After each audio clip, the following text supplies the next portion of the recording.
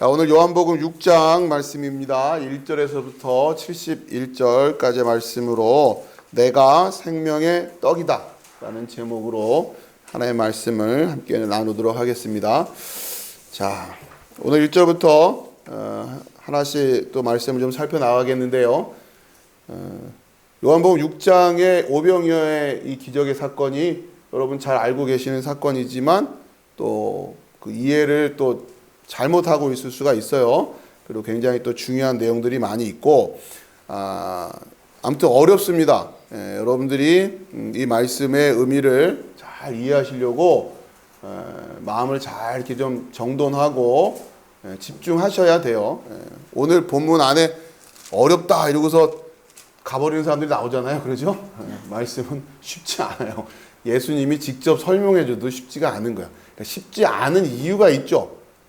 쉽지 않은 이유가 있어요. 오늘 이제 그걸 이제 함께 공부하면서 여러분들이 아무튼 이 말씀이 여러분에게 성취가 되기를 축복합니다.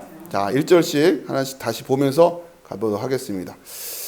자, 같이 읽어볼까요? 시작. 그 후에 예수께서 디베랴의 갈릴리 바다 건너편으로 가심에 계속이요 큰 무리가 따르니 이는 병자들에게 행하시는 표적을 보았음이라. 3절.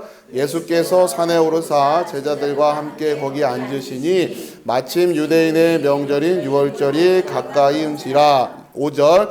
예수께서 눈을 들어 큰 무리가 자기에게로 오는 것을 보시고 빌립에게 이르시되 우리가 어디서 떡을 사서 이 사람들을 먹이겠느냐 하시니. 우선 여기까지요.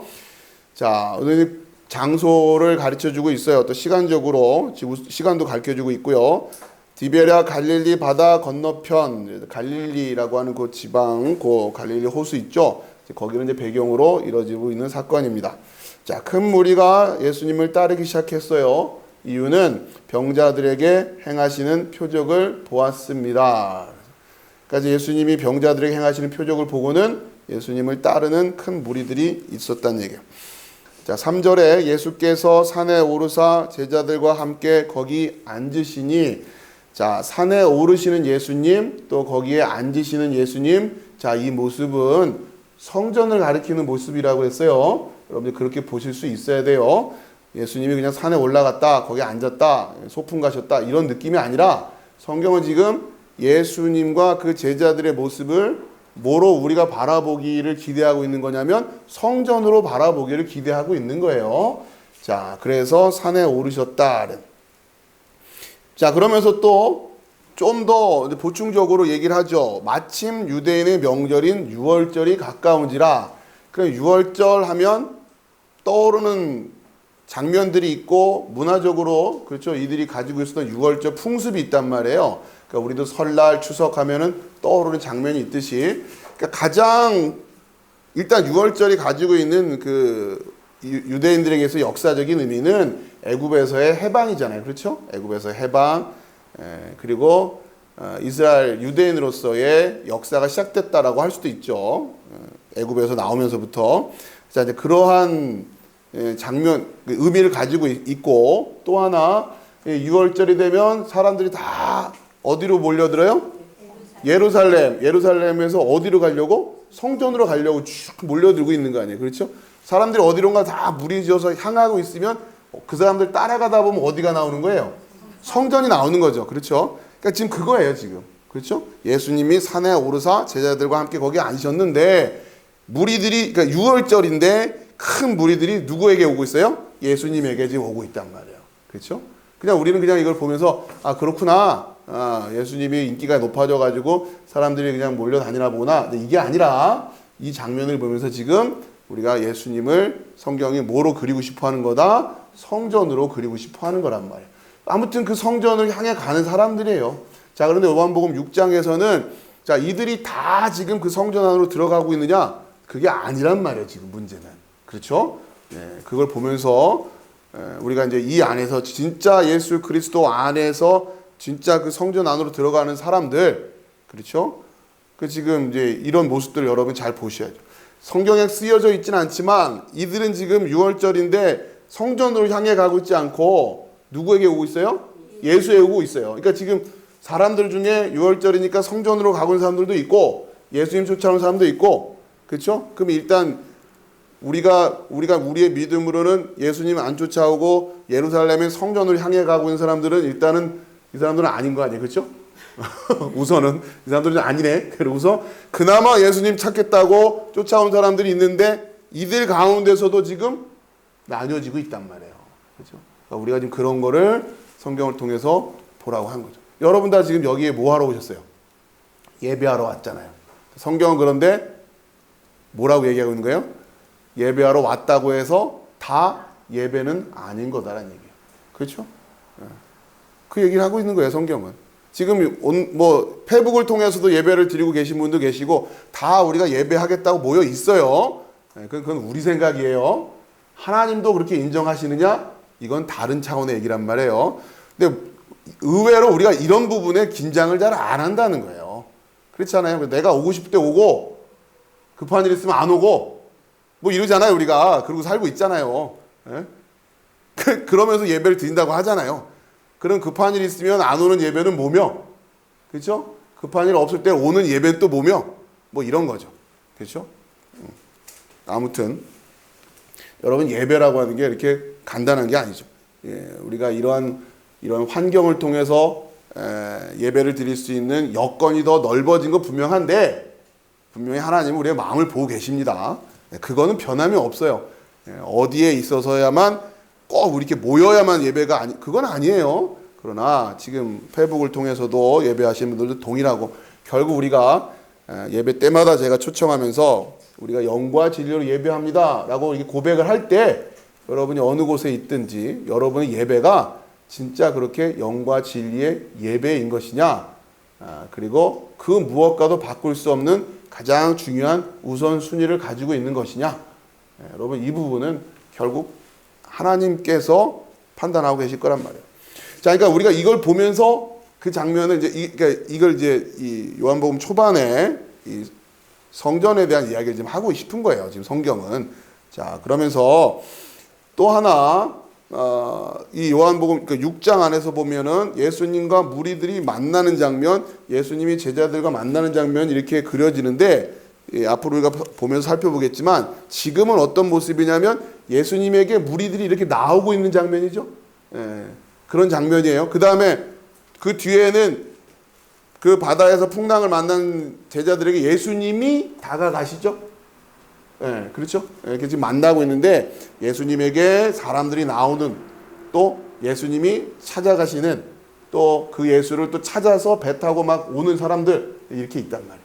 그러니까 아무튼 예수님에게 가고 있는, 또 예수님이 오시고 있는, 자, 어떤 만남이 진짜 만남이었는가, 이런 부분들도 우리가 이렇게 의식을 하면서 봐야 돼요. 자, 우선 이 무리들이 예수께 왔습니다. 그리고서는 예수님이 이걸 보시고 빌립에게 이르시되 우리가 어디서 떡을 사서 이 사람들을 먹이겠느냐, 이렇게 말씀하셨어요. 그러자 6절에 같이 읽읍시다. 시작. 이렇게 말씀하심은 친히 어떻게 하실지를 아시고 빌립을 시험하고자 하심이라. 그래서 결국 빌립이 무엇을 알고 있는지를 물어보시려고 하는 거냐면, 떡이라고 하는 것이 뭔지, 또 이들에게 먹인다고 하는 것이 무엇인지를 빌립이 알고 있는지를 물어보시려고 하는 거예요. 그렇죠? 그거 얘기를 하는 거예요. 제자들이, 이건 지금 예수님 쫓아다니면서 기록을 한 게 아니잖아요. 예수님이 승천하신 이후에, 또 마가의 다락방 성령 강림 사건 이후에 이들이 하나씩 깨달아지기 시작했단 말이에요. 그러면서 다시 회고하면서 쓴 거예요. 그렇죠? 그렇기 때문에 그때 예수님이 어디서 떡을 사서 이 사람들을 먹이겠냐라고 질문하셨는데, 그때 우리는 예수님이 말씀하신 그 떡을 진짜 떡집 가서 사오는 그 떡이라고 생각했고, 이들을 먹인다라고 할 때는 이들을 그렇게 배불리 먹이는 걸로 그렇게 이해하고 예수님의 질문에 그렇게 대답을 했지라고 하는 걸 그들이 깨닫고 지금 적고 있는 거란 말이에요. 지금 예수님은 오늘 내용을 통해서 그 이야기를 하시고 싶은 게 아니란 말이죠. 자, 7절입니다. 시작. 빌립이 대답하되 각 사람으로 조금씩 받게 할지라도 200데나리온의 떡이 부족하리이다. 자, 그러자 빌립이 이제 대답을 했는데 이 대답은 온전한 대답이 못 됐어요. 그렇죠? 예수님이 말씀하신 그 떡을 이해하지 못한 대답이었단 말이에요. 자, 8절 읽어봅시다. 시작. 제자 중 하나 곧 시몬 베드로의 형제 안드레가 예수께 여짜오되 9절 여기 한 아이가 있어 보리떡 5개와 물고기 2마리를 가지고 있나이다. 그러나 그것이 이 많은 사람에게 얼마나 되겠사옵나이까. 자, 이제부터 잘 들으셔야 돼요. 이게 좀 오해하고 있는 부분들이 이 부분이야. 빌립은 틀렸다라고 하는 것을 쉽게 판단하는데 이 안드레의 이야기는 또 우리가 너무 쉽게 그냥 이건 정답이었다 이렇게 생각을 한단 말이에요. 자, 우선 생각해 봅시다. 안드레의 입장에서 보리떡 가지고 온 보리떡 5개와 물고기 2마리라고 하는 게 예수님이 기대하셨던 그 떡이 맞아요, 아니에요? 아니잖아요. 그렇죠? 이건 아니에요. 빌립도 마찬가지로 아니었고 안드레도 아니었단 말이에요. 근데 이제 우리는 어떤 것 때문에 뒤에 예수님 이거에도 축사하시고 이렇게 해서 많은 사람들을 먹이시는 사건 때문에 우리는 그냥 이거를 그냥 우리가 편하게 또 해석을 해버린단 말이야. 이 안드레의 태도가 옳은 태도였구나. 그러면서 그런 기준으로 막 해석을 하니까 뭐라도 예수님한테 갖다 놓으면 예수님이 축사하셔서 배불리 먹게끔 만들어 주실 거다. 이렇게 생각. 그러니까 우리가 가지고 있는 보리떡 5개, 물고기 2마리 가지고 옵시다. 비록 보잘것없어 보여도 그것을 예수님은 축복해서 늘리실 수 있는 분이십니다. 자, 이렇게 이야기를 한단 말이에요. 근데 그게 지금 정말 그게 의도였냐? 예? 그 의도였냐? 여러분이 6장을 계속 읽어보시면 그 얘기가 아니었다고 하는 것을 알 수가 있어요. 예. 근데 우리는 그냥 그렇게 알고 있으면 안 돼요. 그러니까 자 여기서 우리의 마음이 뺏기는 겁니다. 이런 걸 조심하셔야 돼요. 자, 10절 읽어봅시다. 시작. 예수께서 이르시되 이 사람들로 앉게 하라 하시니 그곳에 잔디가 많은지라 사람들이 앉으니 수가 5,000명쯤 되더라. 11절 예수께서 떡을 가져 축사하신 후에 앉아있는 자들에게 나눠주시고 물고기도 그렇게 그들의 원대로 주시니라. 12절 그들이 배부른 후에 예수께서 제자들에게 이르시되 남은 조각을 거두고 버리는 것이 없게 하라 하심으로 13절 이에 거두니 보리떡 5개로 먹고 남은 조각이 12바구니에 찼더라. 아멘. 자, 하나씩 봅시다. 예수께서 이르시되 이 사람들로 앉게 하라 하시니 그곳에 잔디가 많은지라 사람들이 앉으니 수가 5,000명쯤 되니라. 5,000이라고 하는 숫자는 아무튼 굉장히 많았다라고 하는 의미를 가지고 있는 겁니다. 예수께서 떡을 가져 축사하신 후에 앉아있는 자들에게 나눠주시고 물고기도 그렇게 그들의 원대로 주시니라. 예수님은 그 보리떡 5개와 물고기 2마리로 5,000명이나 먹는 사람들을 먹이실 수 있는 능력을 가지고 계신 분이면 틀림이 없어요. 자, 그러나 이 사건을 통해서 예수님이 우리에게 가르쳐 주시고 싶었던 메시지는 내가 그런 능력을 가지고 있는 존재다라고 하는 거. 그러니까 언제든지 너희들이 먹을 것이 부족하면 나에게 무엇이 됐든 가지고 와. 그러면 내가 그것을 불려줄게. 를 가르치시려고 했던 게 아니라는 거예요. 그죠? 예수님이 그런 능력이 있으신 분이면 틀림이 없어요. 그러니 나에게 계속 나의 능력을 너희들이 그렇게 가져다 써. 나의 능력을 가져다 써. 이러신 분이 그걸 가르치려고 했던 게 아니란 말이에요. 그러니까 그걸 오해하시면 안 됩니다. 이걸 부정하려고 하는 게 아니에요. 자, 그러면서 이들에게 배불리 먹이십니다. 배불리 먹이세요. 그리고 12바구니에 가득 차게 남았어요. 12이라고 이 12바구니, 그러니까 12이라는 숫자도 의미심장하지만 바구니라고 하는 것 자체가 이 유대인들이 쓰는 그 뭡니까 물건이라고 그랬죠. 예, 여기서 만약에 물어복 이런 얘기가 나왔으면 이 동네가 어느 동네겠다 생각할 거예요. 제주도란 말이에요. 그렇죠. 예, 그런 거예요. 그런 느낌인 거예요. 지금 여기서 12바구니, 다른 쪽이 12광줄이잖아요. 그렇죠? 그러니까 그렇게 바구니, 이거는 유대인들이 쓰던 건데, 그러니까 결국 이 떡은 누구에게 준비된 떡? 유대인들에게. 근데 유대인들에게 이 떡을 이제 줄 거란 말이에요. 왜? 이들은 먹고 배부를 떡을 찾으니까. 그죠? 그러니까 그렇기 때문에 유대인들에게도 또 한 번의 이 테스트가 있는 거죠. 응? 결국 이 떡을 찾으려고 할 것인지. 자, 거기까지 여러분 이해하시고. 자, 이제부터 이제 예수님이 이 말씀에 대한 가르침이 시작되는 거죠. 본격적으로. 그 사람들이 예수께서 행하신 이 표적을 보고 말하되 이는 참으로 세상에 오실 그 선지자라 하더라. 자, 이들이 이 기적을 보고는, 이 표적을 보고는 참으로 세상에 오실 그 선지자, 유대인들이 기다리고 있던 그 메시아, 약속하셨다, 하나님이 약속하셨다고 생각했던 그 메시아가 바로 이분이구나 생각을 했어요. 그리고는 그렇게 생각하고는 15절 이들이 그 예수님에게 행하는 태도가 뭐냐면, 읽어봅시다. 시작. 그러므로 예수께서 그들이 와서 자기를 억지로 붙들어 임금으로 삼으려는 줄 아시고 다시 혼자 산으로 떠나가시니라. 아멘. 자, 이 상황을 통해서 이들의 이해가 올바른 이해였다, 올바르지 못한 이해였다. 여러분 어떻게 생각하세요? 올바르지 않은 이해였다라고 하는 걸 예수님이 몸으로 보여주고 계시잖아요. 그죠? 이들이 예수님이 와서 임금을 삼으려고 했어요. 자, 그러자 예수님이 떠나가십니다. 그러니까 예수님이 거부하시는 거예요. 그건 아니다라고 하시는 거예요. 그럼 이들이 잘못 생각하고 있다는 얘기 아니에요. 예수님은 그런 의도가 없어요. 이들에게 그런 식의 임금이 되시고 싶은 의도는 없단 말이에요. 그러니까 이들이 생각하는 그 임금. 근데 이들은 또 왜 예수님께 와서 이렇게 했어요? 이분을 세상에 오실 그 선지자라고 이해하고는 이렇게 얘기했단 말이에요. 그러면 결국은 이들은 그 선지자도 잘못 이해했고, 그렇죠? 잘못 이해하고 하나님의 약속을 잘못 이해하고 있었던 거예요. 하나님이 내가 너에게 메시아를 보내주겠다, 내가 너에게 떡을 해결해 주겠다, 이렇게 말씀하신 그 말씀을 잘못 이해한 거죠, 이들이. 그러니까 우리가 오늘 이 말씀을 보면서도 우리도 또 잘못 이해하고 있단 말이에요. 예수님을 이 세상에 보내주셨는데 그 예수님 믿으면 오병이어를 뻥튀기 할 수 있는 분이다, 이렇게 이해하면 안 되잖아요. 그러지 말라고 지금 예수님이 우리에게 퍼포먼스로 보여주고 계시는데 그걸 우리는 볼 마음이 없죠. 그리고는 열심히 임금으로, 오늘날도 마찬가지란 말이야. 예수님은 이럴 의도가 없는데 우리는 자꾸 이런 임금으로 예수님을 삼으려고 한단 말이에요. 어떤 임금이에요? 먹고 배부르게 해주는 임금. 그죠? 아무튼 내가 뭐라도 드릴 테니 그걸로 나를 먹고 배부르게 해주세요. 당신에게는 그런 능력이 있잖아요. 여러분, 이거를 예수님을 믿는다고 생각하고 그러한 열매를 얻었다고 생각하고 우리가 신앙을 그렇게 하고 있었단 말이에요.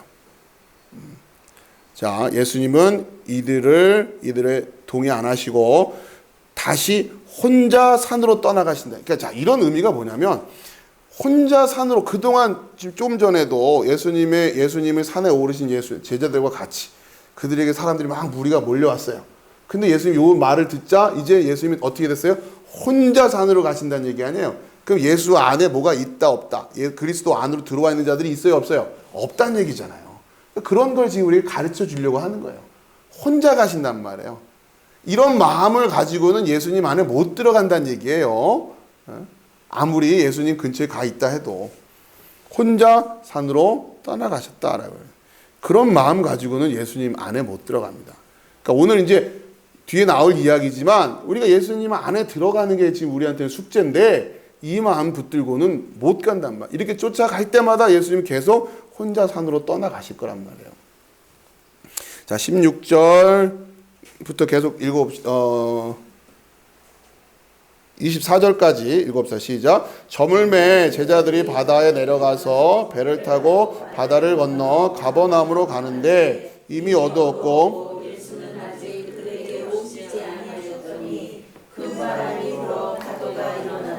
제자들이 노를 저어 10여리쯤 가다가 예수께서 바다 위로 걸어 배에 가까이 오심을 보고 두려워하거늘 이르시되 내니 두려워하지 말라 하신대 이에 기뻐서 배로 영접하니 배는 곧 그들이 가려던 땅에 이르렀더라. 이튿날 바다 건너편에 서 있던 무리가 배 한 척 외에 다른 배가 거기 없는 것과 또 어제 예수께서 제자들과 함께 그 배에 오르지 아니하시고 제자들만 가는 것을 보았더니 그러나 디베랴에서 배들이 주께서 축사하신 후 여럿이 떡 먹던 그곳에 가까이 왔더라. 무리가 거기에 예수도 안 계시고 제자들도 없음을 보고 곧 배들을 타고 예수를 찾으러 가버나움으로 가서. 아멘. 여기까지요. 자, 이 장면도 우리가 잘 이해해야 되는데, 자, 그 좀 전까지는 예수님에게 사람들이 몰려왔어요. 그런데 그 마지막 장면 어떻게 끝났어요? 예수님이 홀로 산으로 떠나시는 장면으로 끝났죠. 그렇죠? 그러니까 이들이 이렇게 예수님에게 다가갔는데, 그러니까 지금 초반에는 예루살렘에 세워져 있는 성전과 대비되어 있는 예수로 지금 그려놨어요. 그렇죠? 산위에 제자들과 함께 올라가신 예수를 그려놓고 6월절이라 그 성전 찾아가는 사람들도 있을 것이고, 그러나 예수님이 병자들을 고쳤다는 소식을 듣고 예수에게 나오는 무리들이 있었다면 6월절인데, 자, 그런데 그 예수께 지금 이들이 간단히 말해서 예수 안에 들어가기를 성공했어요? 못했어요? 성공 못했잖아요. 그렇죠? 이유가 뭐냐? 그건 여러분이 그걸 좀 전에 제가 설명드렸단 말이에요. 떡을 그렇게 이해하고 있으니까 그렇단 말이에요. 그렇죠? 그래서 우리 임금을 삼으려고 한단 말이에요. 얼마나 예수님이 열심히 믿는 거예요. 지금 이분이 그분 메시아구나 하고서는 우리 임금이 돼주세요 이러고 있는데 예수님은 떠나신단 말이에요.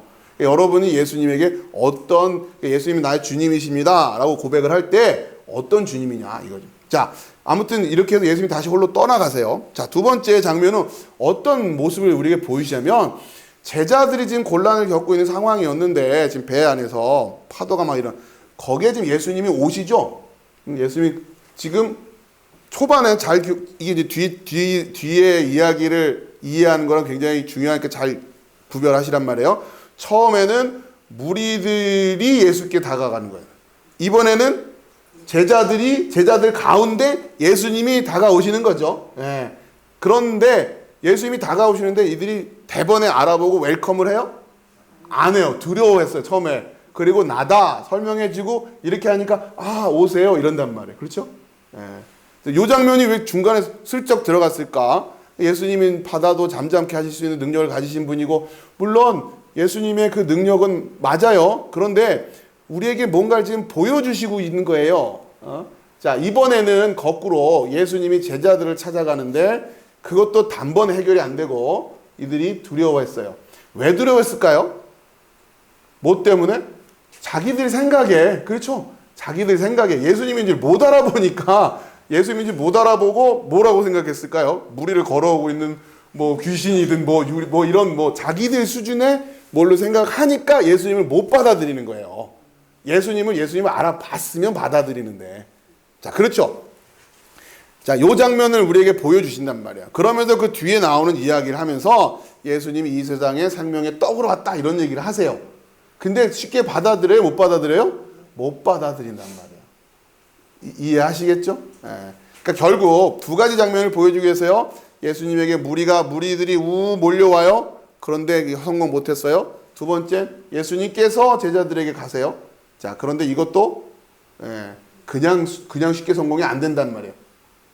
자, 그렇기 때문에 결국 우리가 예수님을 만나는 방법은 어떤 방법이에요? 예수님이 우리에게 오셔야 된다는 얘기예요. 우리가 하나님을 만나는 방법은, 우리가 하나님에게 갈 수가 없잖아요.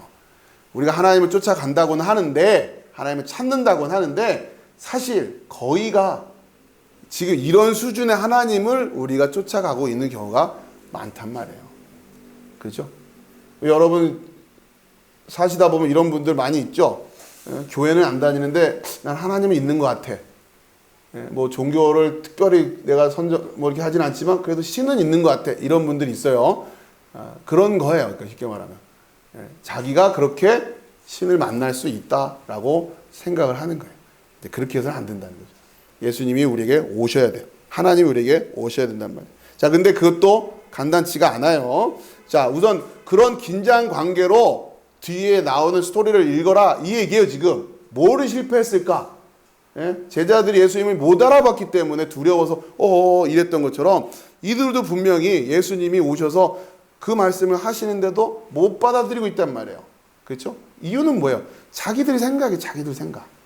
오해하고 있는 그 생각. 잘못 알아보고 있는 그 생각. 예수님을 잘못 알아보고 있는 생각. 하나님에 대해서 잘못 생각하고 있는 그 생각들 때문에 하나님이 우리 안에 들어오고 싶어 하시는데도 못 들어오고 계신답니다. 그죠?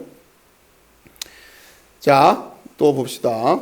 25절입니다. 바다 건너편에서 만나 랍비여 언제 여기 오셨나이까 하니 예수님이 26절 시작. 예수께서 대답하여 이르시되 내가 진실로 진실로 너에게 이르노니 너희가 나를 찾는 것은 표적을 본 까닭이 아니요 떡을 먹고 배부른 까닭이로다. 그렇죠? 예수님이 이제부터 본격적으로 말씀이 시작되죠. 이렇게 해서 무리들이 예수님을 찾겠다고 왔어요. 자, 그러자 예수께서 이야기합니다. 너희가 나를 찾는 것은 표적을 본 까닭이 아니요 떡을 먹고 배부른 까닭이로다. 그렇죠? 예. 그러니까 너희가 나를 찾는 것 할 때 요 찾는다란 단어가 그 제가 메모해 드렸죠. 제테오예요. 제테오. 요 뒷장에 보시면 있어요. 뒷장 넘어가면 마태복음 7장 7절에 구하라 그리하면 너에게 주실 것이요 찾으라 그리하면 찾아낼 것이요 할 때 그 찾으라예요. 그럼 이들이 지금 찾으러 왔어요. 그러면 찾아야 될 거 아니에요. 근데 못 찾잖아요. 그렇죠? 예, 그래서 성경이 여러 권 있는 이유가 하나를 읽고 또 다른 성경을 통해서도 보충할 필요가 있는 게 있단 말이에요. 찾는다고 다 되는 게 아니죠. 예, 정확한 의도와 정확한 진리를 가지고 찾아야 되는 거지 그냥 찾는다고 되는 건 아니란 말이에요. 그러니까 지금 예수님은 이들에게 뭘 가르쳐 주십니까? 너희가 나를 찾기는 찾는데 뭐가 문제였어요? 표적을 본 까닭이 아니라 여기서 보다란 단어가 그게 호라오라는 단어가 쓰인다고 그랬어요. 그 표적의 의미가 무엇인지를 깨닫고 그러고서 예수님이 말씀하신 그게 그거였구나. 예수님이 말씀하신 떡이 그 떡이 아니었구나. 그걸 알고 찾아야 되는데 그냥 떡을 먹고 배부른 까닭에 나를 찾는 거다. 그러면 이들이 예수님을 찾는다고 할 때는 예수님에게 뭘 기대하고 찾는 거예요? 또 배부르게 해달라고. 그렇죠? 근데 떡을 먹고 배부른 까닭. 이제 거기에 제가 직역을 좀 해놨는데 그러니까 너희가 표적을 보았기 때문이 아니라 떡을 먹고 배부른 까닭에 나를 찾고 있다. 이런 의미예요. 자, 우선 또 설명이 되니까 뒤에 넘기시고요. 자, 이때부터 잘 들으셔야 됩니다. 우선 그 찾으라가 마태복음 7장 7절에 찾으라 그리하면 찾아낼 것이요. 근데 기계적으로 우리가 해석하면 안 되는 거죠. 찾되 어떻게 찾아야 돼요? 표적을 제대로 알아보고 찾아야 되는 거잖아요. 그렇죠? 떡 먹고 배불렀으니까 또 배부르게 하려고 찾으면 안 된단 말이에요. 자, 그런데 여기서부터 좀 어렵습니다. 마태복음 5장 6절 같이 읽읍시다. 시작. 의에 줄이고 목 마른 자는 복이 있나니 그들이 배부를 것임이요. 자, 이거 좀 어려울 거예요. 근데 잘 들어보세요. 여기 보시고 배부르기 위해서는 어떻게 해야 된다고요? 목 마르고 줄이고 배고프고 목말라야 배불러져요. 그러니까 이게 역설적이에요. 배고프고 줄이고 목이 말라야 배불러져요. 그런데 지금 이들은 어떤 상태예요? 배부른 상태예요. 이해되세요? 먹고 배부르기 때문에 나를 찾는다. 이러시잖아요, 지금. 물론 이 시간 지났으니까 배가 다 꺼졌겠지만, 그렇죠? 그렇죠? 그 배부름 때문에 찾고 있는 거 아니에요, 지금? 역설적인 이야기를 이때부터 지금 여러분이 해석을 잘 하셔야 돼요. 의에 줄이고 목 마른 자. 그럼 이들은 지금 예수님이 이들을 뭐라고 설명하고 싶은 거예요? 이들은 의에 줄이고 목 마른 게 아니라 떡 먹고 배부른 사람들이야. 이런단 말이야. 떡을 먹고 배부른 사람들이 나를 찾으면 나는 못 찾을 거야. 이런단 말이야. 또 그 배부르고 싶어서 찾는 거니까. 그럼 여기서 그들이 배부를 것이며에 말한 이 배부름은 그 배부름이 아니겠죠? 그렇죠?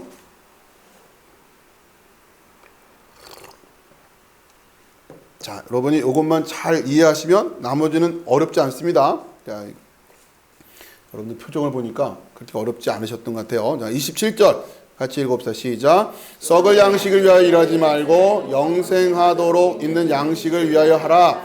이 양식은 인자가 너에게 주리니 인자는 아버지 하나님께서 인치신 자니라. 그렇죠? 그러니까 예수님이 정의를 해버리신단 말이에요. 너희들이 지금 먹고 배불렀는데 너희들이 찾는 그 떡, 먹고 배불러지는 그 떡, 그거는 무슨 양식? 썩을 양식이라는 거 아니에요. 나한테 자꾸 썩을 양식을 달라고 하는 거니? 이러니. 영생하도록 있는 양식을 위해. 너희들이 지금 이걸 찾는 거니? 이게 물어보시는 거잖아요. 그렇죠? 먹고 또 배부를 떡을 찾는 거니? 아니면 영생할 양식을 찾는 거니? 그렇죠? 여러분이 우리가 하나님께 구하는 근본적인 우리의 그 축복이 뭐냐? 예. 자, 그런데 이 썩을 양식, 그러면서 이 양식은 인자가 너에게 주리니 인자는 아버지 하나님께서 인치신 자니라. 그러니까 이 양식은 어떤 양식이에요? 영생하도록 있는 양식, 그죠? 이건 인자가 너에게 줄 거란 말이에요. 인자. 자, 미리 말씀드리면 거기 중간에 자료가 많이 들어가 있어서 아래쪽에 29절에 보면 29절에 예수께서 대답하여 이르시되 하나님께서 보내신 이 일을 믿는 것이 하나님의 일이니라 하시니 이때에 하나님께서 보내신 요거와 지금 인자가 연결이 될 거예요. 그러니까 지금부터 논리적으로 하나씩 여러분 좀 잘 따라오셔야 됩니다. 자, 우선 인자가 너에게 줄 거다. 자, 그러자 28절에 위로 올라가세요. 예, 28절에 같이 읽어볼까요? 시작. 그들이 묻되 우리가 어떻게 하여야 하나님의 일을 하오리까? 그렇죠? 그러니까 지금 인자가 너에게 줄 거다. 그러니까 지금 어떻게 해야 됩니까? 이렇게 물어보는 거예요. 그렇죠? 결국 이거잖아요. 우리한테 가장 근원적으로 궁금한 게 해결해야 될 문제가 그러면 우리는 어떻게 해야 되는 겁니까? 그렇죠? 그래야 하나님의 일을 하는 거가 됩니까? 여기서 어떻게 하여야 하나님의 일을 하오리까? 요 질문이 제가 찾아놓은 말씀에 마가복음 10장 17절 또 그 아래쪽에 누가복음 10장 25절 누가복음 18장 18절 이런 똑같은 질문들이 반복되고 있죠. 마가복음 10장 17절에는 같이 읽어볼까요? 시작. 예수께서 길에 나가실새 한 사람이 달려와서 끌어앉아 묻자오되 선한 선생님이여 내가 무엇을 하여야 영생을 얻으리까? 누가복음 10장 25절 어떤 율법 교사가 일어나 예수를 시험하여 이르되 선생님 내가 무엇을 하여야 영생을 얻으리까? 또 누가복음 18장 18절 어떤 관리가 물어 이르되 선한 선생님이여 내가 무엇을 하여야 영생을 얻으리까? 그렇죠? 이게 요한복음, 마가복음, 누가복음에 또 두 번씩이나 이렇게 있단 말이에요. 자, 이 말씀 이렇게 하면서 요 내용들이 우리에게 정리가 돼야겠죠. 오늘은 요 내용이 이렇게 있습니다만 소개해드리고 또 지난번에 우리가 이 주제와 관련해서 하나 해결했어야 될 게 뭐냐면 이웃을 이해해야 된단 말이에요. 이웃. 그렇죠? 영생을 얻기 위해서는 이웃이 뭔지를 알아야 된다. 그 말씀이 있었죠. 자, 우선 그 정도만 기억을 하시고 자, 그럼 이제 어떻게 해야 됩니까? 무엇을 하여야 됩니까? 그래서 자, 거기에서 조금 설명을 그래도 좀 나온 김에 좀 드려야 될 게 28절에 그들이 묻되 우리가 어떻게 하여야 요 하여야에 해당되는 단어가 포이에오라는 단어인데 이 단어가 하나님의 일을 하오리까라는 단어는 에르가조마이라는 단어가 달라요. 우리말로는 어떻게 하여야 하나님의 일을 합니까? 이런 단어로 같은 단어처럼 느껴지는데 성경에서 지금 다른 단어가 쓰이고 있다라고 하는 겁니다. 우선 그 정도만 지금 기억을 하시고 나중에 또 다시 설명을 드릴게요. 자, 오늘 이제 논리를 쭉 이어가려면 좀 이제 중간중간에 너무 이제 지엽적인 걸 많이 얘기하다 보면 여러분들 좀 흐름을 놓칠 수 있으니까. 자, 그러자 예수님이 29절에 대답하십니다. 같이 다시 시작. 예수께서 대답하여 이르시되 하나님께서 보내신 이를 믿는 것이 하나님의 일이니라 하시니. 그러니까 인자가 너에게 주리다 이 말씀하니까 어떻게 그럼 우리는 뭘 해야 되나요? 이렇게 물어보는 거예요. 그러니까 29절에 하나님께서 보내신 이를 믿으면 돼 이렇게 말씀하시는 거죠. 그렇죠? 이게 지금 영생하도록 있을 양식을 얻는 방법이에요. 지금 그게 쭉 연결되고 있는 겁니다. 하나님께서 보내신 이를 믿는 거야. 예수님이 이렇게 대답을 하시죠. 자, 그러자 30절에 그들이 너무도 당연한 대답을 합니다. 물어봐요. 30절 시작. 그들이 묻되 그러면 우리가 보고 당신을 믿도록 행하시는 표적이 무엇이니까? 하시는 일이 무엇이니까? 그러니까 뭐라고 질문하는 거예요? 하나님께서 보내신 일을 믿으면 돼. 그러자 이들이 뭐라고 질문하냐면 그러면 당신이 하나님께서 보내신 줄은 어떻게 우리가 알 수 있습니까? 이렇게 물어보는 거죠. 그러면서 이들이 뭐라고 질문하냐면, 그러니까 의도는 그거예요. 그러면서 우리가 보고 당신을 믿도록 행하시는 표적이 뭡니까? 이렇게 물어본단 말이에요. 그러니까 당신이 하나님에게서부터 왔다고 한 것을 우리가 믿을 수 있게 뭐 해달라고요? 표적을 보여주세요. 이런단 말이에요. 그러니까 이들의 의도는 이거예요. 표적을 보여주면 알아볼 수 있을 거예요. 그러니 표적을 보여주세요. 이런단 말이에요. 근데 좀 전에 표적을 보여줬잖아요. 근데 못 알아보잖아요. 예? 무리를 걷는 것도 보여주고 병자를 고치는 것도 다 보여줬는데 할 때마다 자기들 식으로 해석을 해버리면서 표적을 해석을 못하는데 무슨 또 표적을 보여달라는 거예요. 그렇죠? 그러니까 문제의식을 여러분이 이렇게 이해하시고 읽어나가야 되는 거예요. 근데 이들은 여전히 그러면 뭔가 표적을 보여주세요. 하늘에서 내려온 사람이라고 하는 것을 우리가 믿을 수 있는 표적. 이런 거예요, 지금. 그러니까 이제 미리 말씀드리면 예수님은 그 표적 앞만 봐도 너희들은 못 알아볼 거야. 이 얘기를 하시는 거죠. 마태복음에서 팔복으로 뭐라고 설교하시는 거예요? 너희가 복 있는 자면 볼 수 있을까? 이렇게 얘기를 하시는 거란 말이에요. 자, 그러면서 31절에 이들이 기록된 바 하늘에서 그들에게 떡을 주어, 그러니까 지금 먹는 얘기하니까 영생하도록 있는 양식 얘기하니까 기록된 바 하늘에서 그들에게 떡을 주어 먹게 하였다함 같이 우리 조상들은 광야에서 만나를 먹었나이다. 그러니까 이들이 기대하고 있는 건 뭐예요? 광야 40년 동안 매일같이 떨어져서 주워와서 먹었던 그 만나. 그 만나가 우리한테 계속 떨어지면 우리는 평생 먹고 살 수 있을 텐데 이런 생각을 하고 있는 거죠, 지금. 그런 만나가 계속 떨어진다면 그러니까 예수님한테 기대하고 있는 것도 그런 거란 말이에요.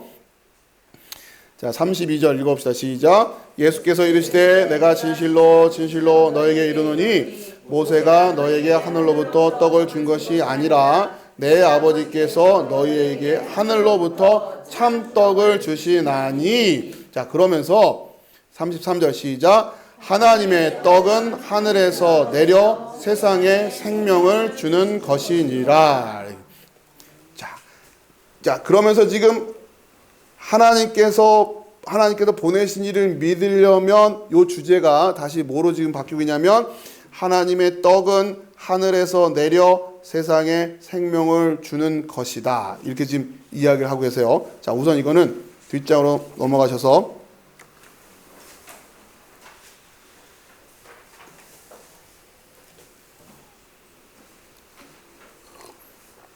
자, 우리말로 성경이 번역된 게 하나님의 떡은 하늘에서 내려 세상에 생명을 주는 것이다.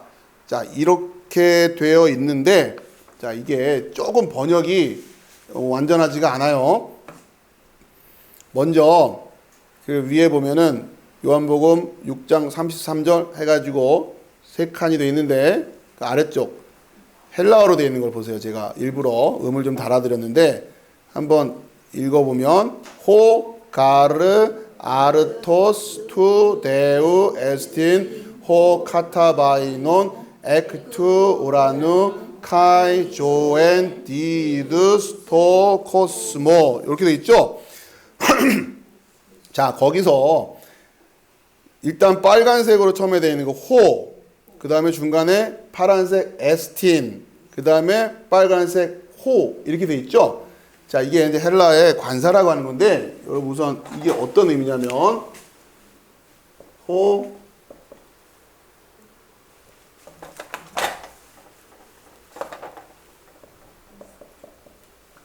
이런 거예요. 지금 이런 그러니까 이게 지금 요거는 뭐뭐이다라는 뜻이에요. 뭐뭐이다. 자, 그러면서 조금 어려워도 들어두셔야 됩니다. 그래야 좀 설명이 되니까.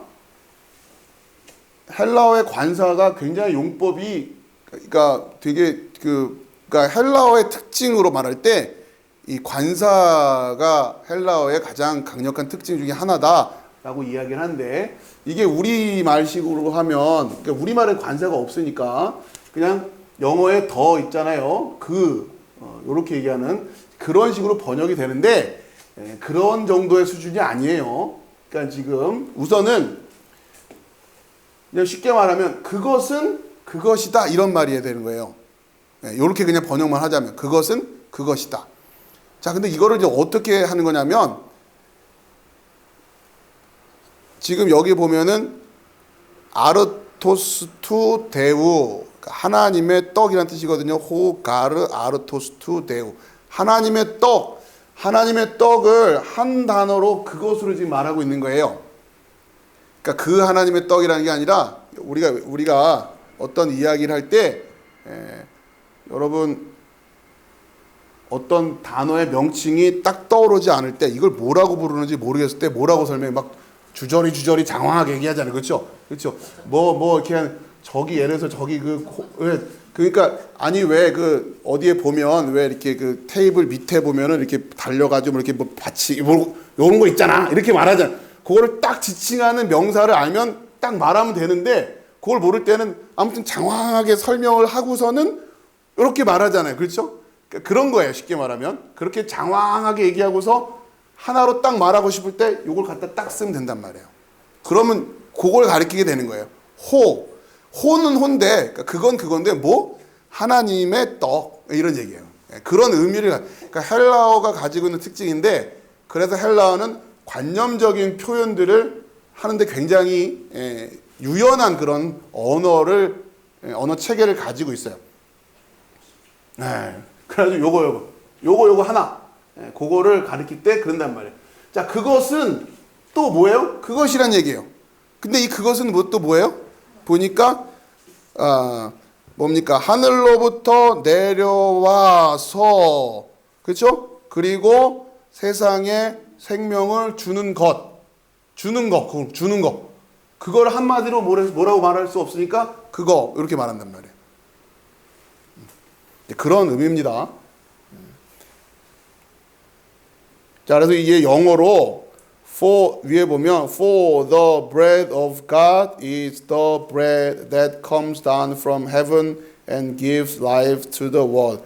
그래서 우리말에는 이렇게 번역 안 했는데 지금 NIV 같은 경우는 하나님의 빵은 하늘로부터 내려온 이런 빵이다, 떡이다 이렇게 지금 얘기하고 있고 ESV 같은 경우는 For the bread of God is he who 하나님의 떡은 이러이러한 사람이다 이렇게 지금 번역을 하고 있단 말이에요. 그러니까 지금 의미가 좀 다릅니다. 지금 예수님께서 그 앞쪽에 다시 가보면 그러니까 하나님의 떡은 하늘에서 내려 세상에 생명을 주는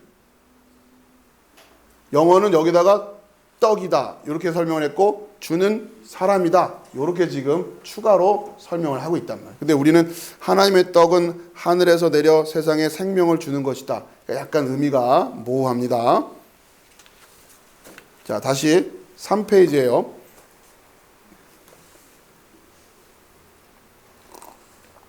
자, 일단 기억해야 될 건 뭐냐면 하나님의 떡은 어디서부터 온다고요? 하늘에서부터 온단 말이에요. 그죠? 하늘에서부터 온단 말이에요. 자, 그걸 가르쳐 주셨어요.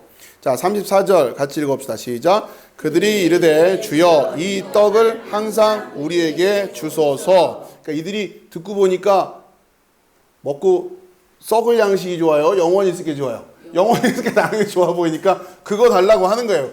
근데 문제는 줘도 못 먹으니까 문제란 말이에요, 지금. 이게 준다고 해서 덥석 받을 수 있는 스타일이 아니니까 그게 문제인 거죠. 우리도 지금 그게 문제고. 자, 그러니까 이 떡을 주세요 이런단 말이에요. 처음에는 먹고 배부를 떡 찾으러 왔는데 듣고 보니까 저게 더 좋은 것 같아. 자, 과연 이들이 그 떡을 예수님이 준다고 먹을 수 있을까? 자, 그런 긴장감을 가지고 읽어나가면서 35절 시작. 예수께서 이르시되 나는 생명의 떡이니 내게 오는 자는 결코 줄이지 아니할 터이요 나를 믿는 자는 영원히 목마르지 아니하리라. 그러자 예수님께서 나는 생명의 떡이니 이렇게 말씀하셨는데 그 밑에 나는 생명의 박스로 되어 있는 거 보세요. 나는 생명의 떡이다. 내가 생명의 떡이다. 이 표현이 좀 다르죠? 그렇죠? 나는 생명의 떡이다. 내가 생명의 떡이다. 어느 번역이 더 적절한 것 같아요? 예. 이 문맥 속에서는 나는 생명의 떡이답니까? 내가 생명의 떡이답니까? 내가 생명의 떡이다죠. 그렇죠? 중요한 건 요거란 말이에요. 이들이 지금 그 떡 주세요. 이 떡을 항상 우리에게 주소서. 이렇게. 내가 생명의 떡이다. 그렇죠? 나는 생명의 떡이다는 하고 나는 생명의 떡이다와 내가 생명의 떡이다는 어머니 다른 의미입니다. 자, 거기에 하나 더 제가 써드렸죠. 나가 생명의 떡이다. 나, 그렇죠? 나가 생명의 떡이다.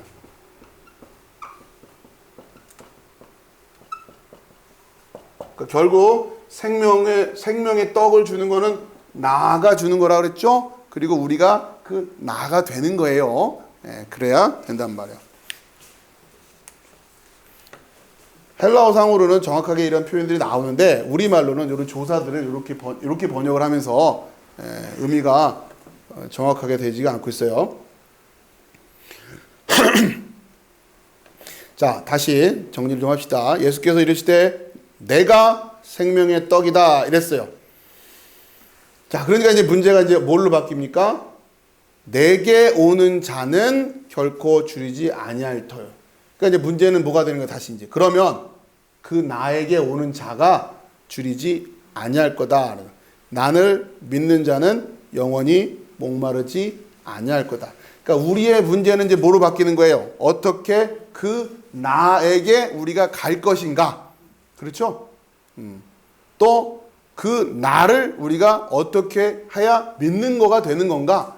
요거죠. 요게 해결이 돼야 문제가 해결되는 거 아니에요.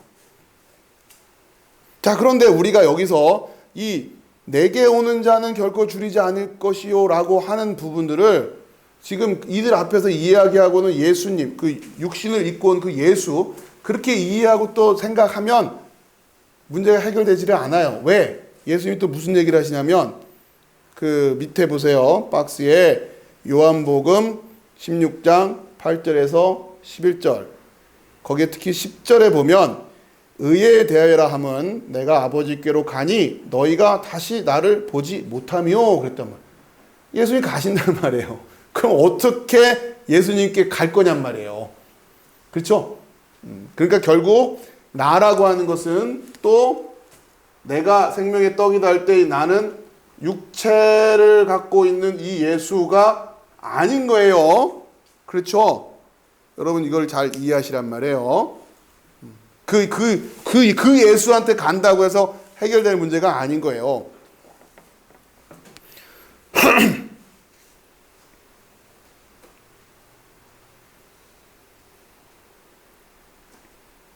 자, 그러면서 36절 읽어봅시다. 시작. 그러나 내가 너에게 이르기를 너희는 나를 보고도 믿지 아니하는도다 하였느니라. 왜냐하면 표적을 주세요 하는 마음에서 시작된 그 이야기 가지고는 이게 해결이 안 되는 거예요. 계속 뭘 달라고 거래요. 그러면 당신이 그거라는 표적을 주세요. 당신이 그거라는 표적을 주세요. 계속 이럴 거란 말이에요. 그렇죠? 그러니까 지금 유대인들이 표적을 구하는, 뭔가 그렇게 증거를 찾으려고 하는 그런 믿음으로는 해결이 될 수가 없는 거예요. 구조 자체가. 그럴 수밖에 없죠. 그러니까 나는 생명의 떡이다. 당신이 생명의 떡임을 증거할 표적을 주세요. 또 이럴 거 아니에요. 계속 그럴 거란 말이에요. 예. 여러분이 이 주제를 조금만 더 깊이 숨을 고르고서 묵상해 보시면 도대체 어떤 표적이면 이들이 만족해 했을까? 그렇죠? 딱 그걸 보고 야, 저 표적이니 이제는 당신이 하늘로부터 온 하나님이 보내신 그게 맞다. 뭘 가지고 할까? 또 몇 번이나 하면 이런 문제들이 계속 이 표적이라고 하는 주제로 해결하려면 그렇게 된다는 거죠.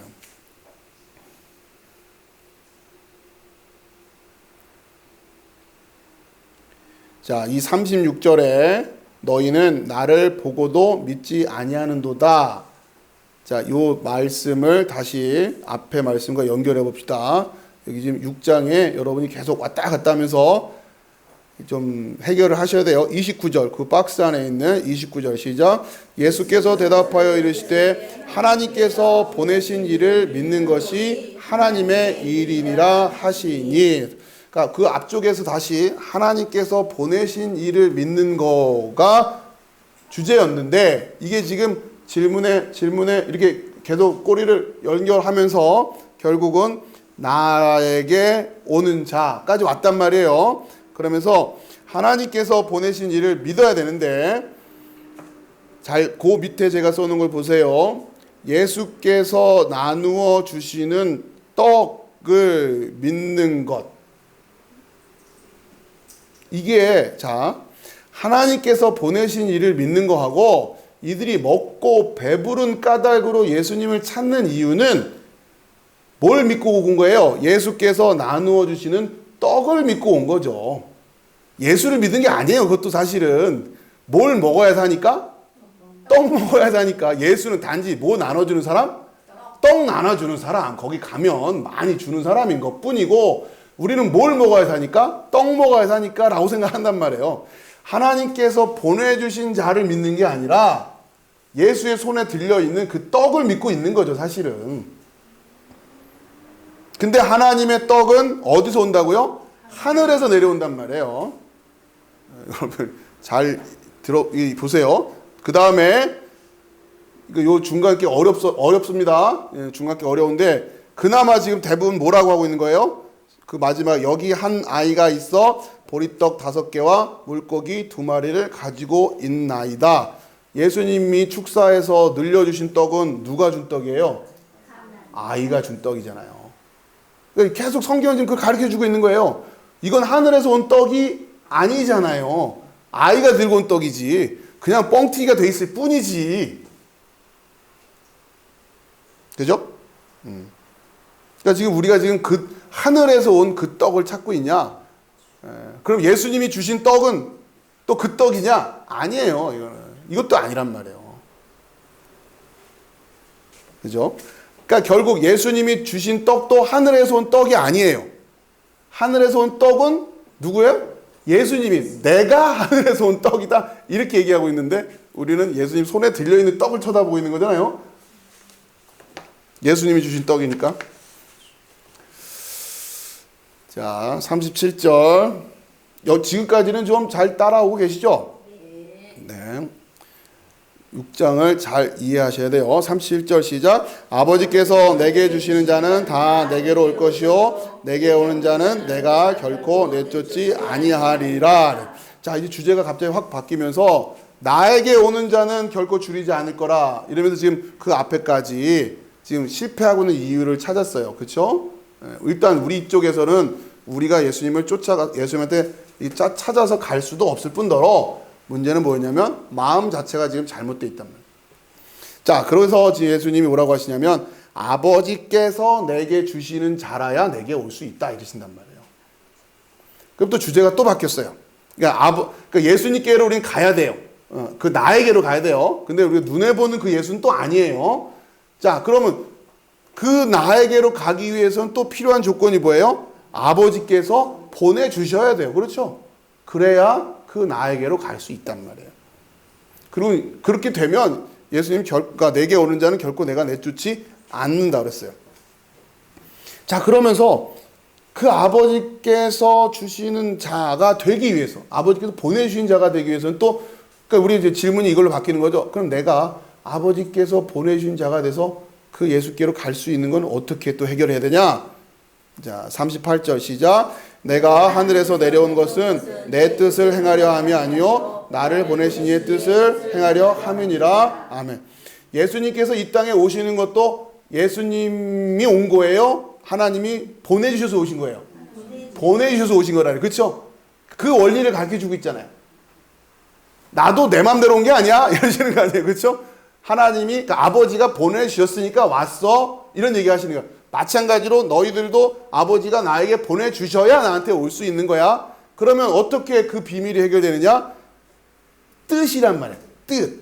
그렇죠? 내 뜻이 아니라 보내신 이의 뜻, 비밀은 거기였던 거죠.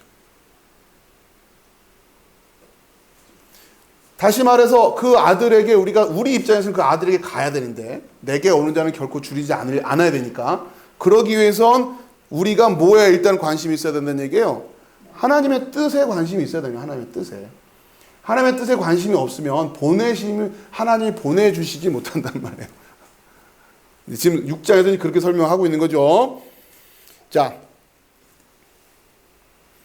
39절에 나를 보내신 이의 뜻은 내게 주신 자 중에 내가 하나도 잃어버리지 아니하고 마지막 날에 다시 살리는 이것이다. 이 뜻 때문에 예수께서 이 땅에 오셨어요.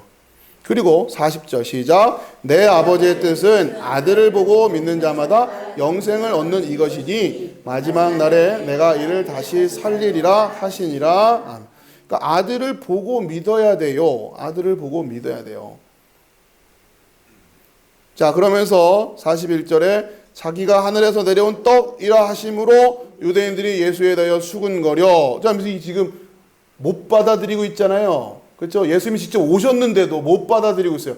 아까 무슨 장면 생각하시면 돼요? 그 바다 위로 예수님 오시는데 제자들이 못 알아보고는 배 안으로 모시지를 못한단 말이에요. 왜? 자기들 생각 때문에. 그렇죠? 똑같아요. 지금 그 장면에 또 유대인들이 수군거려요. 자기들 생각에 이분은 하늘에서 오신 분이 아니거든. 그렇죠? 그러면서 42절 시작. 이랬을 때 이는 요셉의 아들 예수가 아니냐. 그 부모를 우리가 아는데 자기가 지금 어찌하여 하늘에서 내려왔다 하느냐. 그러니 아까 두려워서 하던 거랑 똑같은 상황인 거예요. 43절 예수께서 대답하여 이르시되 너희는 서로 수군거리지 말라. 44절 시작. 나를 보내신 아버지께서 이끌지 아니하시면 아무도 내게 올 수 없으니 오는 그를 내가 마지막 날에 다시 살리리라. 아버지께서 이끌지 아니하시면 아무도 내게 올 수 없다. 아버지의 뜻이 우리를 이끌어 가는 거란 말이에요. 그러니까 뜻이 하늘에서 이루어진 것 같이 그 하늘에서 뜻이 이루어져서 누가 오셨어요? 예수가 오셨어요. 땅에서도 이루어지다. 그 땅에서 그 뜻이 이루어져야 우리가 누구한테 가요? 예수한테 가는 거란 말이에요. 그렇죠? 이게 지금 요한복음, 그러니까 우리가 마태복음에서 배웠던 주기도문을 요한복음식으로 해석을 하면 그렇게 되는 거죠. 결국 키워드는 뭐예요? 중심은 하나님의 뜻. 거기에 관심이 있냐. 자, 지금 우리가 4페이지요.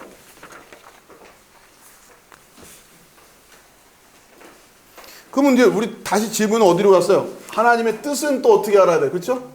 뜻은 또 어떻게 알지? 자연스럽게 또 설명이 나요. 45절 시작. 선지자의 글에 그들이 다 하나님의 가르치심을 받으리라 기록되었은즉 아버지께 듣고 배운 사람마다 내게로 오느니라. 아멘. 하나님의 뜻, 아버지의 뜻은 다 어디에 있었어요? 말씀에 있는 거 아니에요? 그렇죠? 말씀 안에. 말씀. 이미 말씀으로 다 주셨다라는 얘기예요. 그런데 이 말씀을 이해하려면 누구한테 듣고 배워야 돼요? 아버지께 듣고 배워야 된단 말이에요. 아버지한테 듣고 배우지를 못해서 예수님이 오셨고, 그죠? 근데 예수님을 믿으려면 아버지에게 듣고 배워야 되고, 여러분 이게 어떻게 해결되냔 말이에요. 이 문제는 누구만이 해결할 수 있는 거예요? 성령께서 오셔서 우리를 깨닫게 하신다라고 하는 거예요. 자, 그럼 여러분 성령이 오시기 전까지 여러분 이 안타까움을 가지고 있어야 되는 거 아니에요? 이 안타까움. 내 생각은 계속 쳐내야 되고 이게 내 뜻인지 내 생각인지 여러분이 그걸 자꾸 구별해 내려고 해야 되고 내가 진짜 그 썩지 않는 그 떡을 바라보고 있는 건지 예수님 손에 들려있는 그 떡 바라보고 이 떡 바라보고 있으면 예수님이 그거 주실 거라 생각하고 있으면 아버지의 뜻을 죽었다 깨나도 못 듣는다고요. 아버지가 그런 얘기를 하고 계시는 것도 아니고 계속 자꾸 그걸 점검을 해야 된단 말이에요. 근데 성경을 읽을 때마다 그렇게 보이고 그렇게 읽히네? 우리한테 메시아를 보내준다고 했고 그분을 임금으로 삼으면 우리는 로마로부터 벗어날 수 있고 자꾸 그렇게 읽혀지는 걸 어떻게 해요? 그럼 어떻게 하란 말이에요? 잘못 듣고 있다는 얘기예요. 그러니까 그건 내려놔야죠. 그러니까 이거 틀렸네? 이건 아니네? 이건 내 생각으로 해석한 거네? 그리고는 끊임없이 성령께서 가르쳐 주시는 그 가르침을 들으려고 버둥버둥 걸어야죠. 근데 안 하잖아요.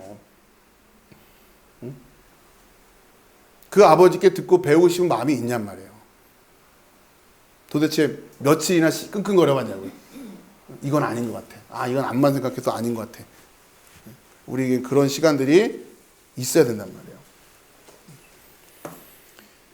자, 선지자의 글에 그들이 다 아버지의 하나님의 가르치심을 받으리라 기록되었은즉 아버지께 듣고 배운 사람마다 내게로 올 거다. 그 말씀이 이 주제와 관련된 말씀 시편 25편 8절, 9절, 12절 같이 읽어봅시다. 시작. 여호와는 선하시고 정직하시니 그러므로 그의 도로 죄인들을 교훈하시리로다. 9절. 온유한 자를 정의로 지도하시며 온유한 자에게 그의 도를 가르치시리로다. 12절. 여호와를 경외하는 자 누구냐? 그가 택할 길을 그에게 가르치시리로다. 아멘. 그렇죠? 그 주제예요. 지금 여호와는 선하시고 정직하시니 그의 도로 죄인들을 교훈하십니다. 그런데 온유한 자를 정의로 지도하신다고 그랬어요. 그러니까 성경이 말하는 온유함이라고 하는 것은 그냥 마음씨 좋은 수더분한 그런 게 아니라 하나님의 지도하심에 따라갈 수 있는 걸 얘기하는 거예요. 그러니까 결국 말씀의 분별이 굉장히 중요한 거죠. 그래서 모세를 온유한 자로 하나님이 택하셨다고 그랬죠. 그래서 그의 도를 가르치시고 모세로 하여금 이스라엘 백성들을 출애굽시키시는 거란 말이에요. 아버지께 듣고 배울 수 있는 게 중요해요. 온유하다고 하는. 여호와를 경외하는 자에게 그가 택할 길을 그에게 가르친다. 그러니까 정말로 하나님을 경외하는 마음으로 말씀을 읽어야지 자꾸 우리 뜻으로, 우리 생각으로, 우리의 필요를 가지고 그게 오늘날 우리 시대의 문화도 그렇게 흘러가고 있고 우리가 실존주의라고 하는 걸 통해서 계속 배우고 있는 게 그런 거잖아요. 그렇죠? 관심은 내 기준이에요. 내 기준. 모든 판단은 나의 기호에 맞춰야 되고 내가 좋으면 좋은 거고 내가 선하다고 생각하면 선한 거고 그렇죠? 점점 더 시대가 그렇게 되고 있어요. 예전은 점점 그래도 부모님 말이라도 들었는데 이젠 그러지도 않고 선생님 말씀이라도 들었는데 이젠 그러지도 않고 선생님이 인격적으로 훌륭하냐 부모님이 인격적으로 훌륭하냐 아니를 떠나서 적어도 그냥 일상적인 생활 속에서 내가 저분이 하는 말이라면 그래도 싫든 좋든 들어야지 하는 게 있었단 말이에요. 직장에서 상사가 말하면 어쨌든 들으려고 하고 물론 부작용도 분명히 있어요. 근데 점점 이런 것들이 인간의 죄성으로 말미암아 그 부작용들이 점점 눈에 드러나다 보니 이제 어떻게 자꾸 가르치는 거예요? 내 생각대로 하라고, 내 생각대로. 점점 어려워지는 거죠. 설교조차도 그렇게 흘러가고 있단 말이에요. 내가 듣고 싶은 설교, 내 기준에 맞는 설교. 자, 이사야 2장 3절 시작. 많은 백성이 가며 이르기를 오라 우리가 여호와의 산에 오르며 야곱의 하나님의 전에 이르자. 그가 그의 길을 우리에게 가르치실 것이라. 우리가 그 길로 행하리라 하리니 이는 율법이 시온에서부터 나올 것이요 여호와의 말씀이 예루살렘에서부터 나올 것임이니라. 아멘. 여러분 이사야 2장 3절 말씀하고 요한복음 6장이 똑같은 말씀이구나가 느껴지셔야 돼요. 그죠? 똑같은 말씀이에요. 예레미야 31장 33절 시작. 그러나 그날 후에 내가 이스라엘 집과 맺을 언약은 이러하니 곧 내가 나의 법을 그들의 속에 두며 그들의 마음에 기록하여 나는 그들의 하나님이 되고 그들은 내 백성이 될 것이라. 여호와의 말씀이니라. 아멘. 이 언약이 성취돼야 하나님의 말씀이 들리는 거란 말이에요. 그렇죠? 이게 이제 우리 힘으로는 안 되는 거고. 미가서 4장 2절 시작. 곧 많은 이방 사람들이 가며 이르기를 오라 우리가 여호와의 산에 올라가서 야곱의 하나님의 전에 이르자. 그가 그의 도를 가지고 우리에게 가르칠 것이니라. 우리가 그의 길로 행하리라 하리니 이는 율법이 시온에서부터 나올 것이요 여호와의 말씀이 예루살렘에서부터 나올 것임이라. 아멘. 똑같은 얘기예요. 하박국 2장 14절 시작. 이는 물이 바다를 덮음같이 여호와의 영광을 인정하는 것이 세상에 가득함이니라. 아멘. 그렇죠? 이게 우리가 요한복음 초반에 살펴본 것처럼 뒤에 수전절, 그렇죠? 성전에서 물이 나오는 그 절기와 또 맞춰서 요한복음에도 또 메시지가 나오고 계속 요 언약의 말씀이 이어지고 있다는 말. 이렇게 주셨어요. 말씀을 주셨고 교훈을 하셨는데 듣지 못하는 이유는 아버지께 듣고 배우려는 마음이 없기 때문이다. 선지자들의 글을 보면 계속 그 얘기가 나오는 거죠. 자, 자료가 좀 남았는데 내용이 다 오늘 마무리하기에는 좀 여의치 않아서 오늘 이 정도에서 마무리하겠습니다. 자, 아무튼 요한복음 6장의 구조와 주제가 굉장히 중요하고 여러분이 오늘 말씀을 또 계속 반복해서 들으시면서 요 내용이 이 흐름이 계속 이어져야 돼요. 이 문제를 해결하기 위해서는 이게 해결돼야 되고 이걸 해결하기 위해서는 이렇게 해야 되고 그렇게 쭉 따라오다 보니까 어디까지 왔어요? 말씀. 그렇죠? 여러분이 너무 건너뛰지 마세요. 이렇게 쭉 해서 결국은 말씀이네 이러지 마시고 하나하나 그 과정을 밟아 가셔야 돼요. 그러면서 여러분의 마음속에 가라지들을 자꾸 이렇게 걸러내셔야지 이런 걸 너무 쉽게 그냥 결국 말씀이지. 그렇지. 뭐니 해도 말씀이 제일 중요하지. 유대인들이 뭐 말씀 무시해가지고 그렇게 됐어요. 아니란 말이에요. 그렇죠? 그러니까 이 과정을 겪어와야 돼요. 하나하나 나는 진짜 그 떡을 그 떡 안 바라고 있는가? 여러분 거기서 멈칫하셔야 된단 말이에요. 그리고서는 내 마음속에 여전히 그 떡을 내가 바라보고 있구나. 예수님 손에 들려있는 떡을 바라보고 있구나. 막 이러고 있단 말이에요. 그게 해결이 되지 않고는 하나님의 뜻으로 가지 못하니까 여러분 그런 부분들을 잘 점검하시기 바라겠습니다. 자, 기도하겠습니다.